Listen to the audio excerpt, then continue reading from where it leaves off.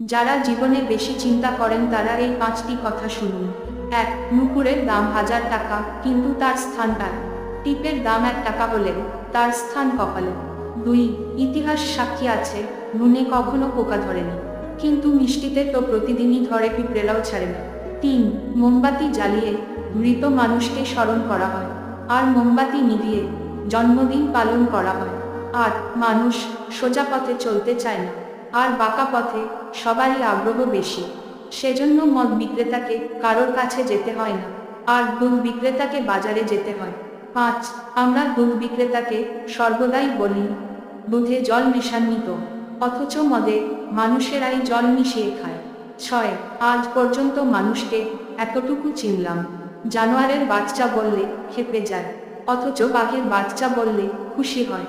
অথচ দুটোই পশুর বাচ্চা, মানুষ বড়ই আজব। সবাই